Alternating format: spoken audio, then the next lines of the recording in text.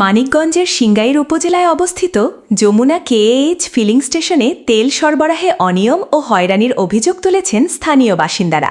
স্টেশনটির dealer Jamuna oil company লিমিটেডের অধীনে proprietor কাজী আজিজুল হক বলে জানা গেছে।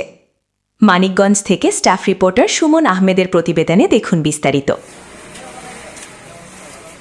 স্থানীয়দের অভিযোগ, পাম্পে পেট্রোল, অকটেন ও ডিজেল মজুদ থাকা সত্ত্বেও তা নিয়মিত গ্রাহকদের কাছে সরবরাহ করা হচ্ছে না।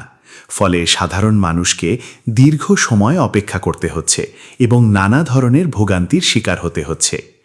একাধিক ভুক্তভোগী জানান, আগে আমরা ফিলিং স্টেশনে এসে সহজেই তেল নিতে পারতাম, কিন্তু বর্তমানে তেল নিতে গেলে নানা অজুহাতে হয়রানি করা হচ্ছে। অনেক সময় তেল না দিয়েই ফিরিয়ে দেওয়া হয়। তারা আরও বলেন, এই পরিস্থিতির কারণে দৈনন্দিন যাতায়াত ও ব্যবসায়িক কার্যক্রম ব্যাহত হচ্ছে। দ্রুত এই সমস্যার সমাধান না হলে জনদুর্ভোগ আরও বাড়বে বলে আশঙ্কা করছেন তারা। ভাই কি তেল নিতে আসছেন? কতক্ষণ যাবত আপনি দাঁড়ায় রয়েছেন?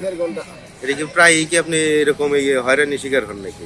মাঝে মাঝে হয় শিকার হয়ে এইভাবে দাঁড়ায় থাকতে হয়। এই এখন কি বলছে? 10টা দিয়ে তেল দেওয়ার কথা, সেই অপেক্ষায় রয়েছে সবাই। কি এটা কি প্রায় হইতাছে? মাঝে মাঝে আসছে। আমি সকাল 7টার দিকে আসছি। 7টার দিকে কি বলছে এখান থেকে? বলছে প্রথম 8টার দিকে, তারপরে বলছে 9টার দিকে, এখন বলতেছে 10টার দিকে। আমি চাইতেছি প্রতিদিন আগের মতো স্বাভাবিকভাবে কি।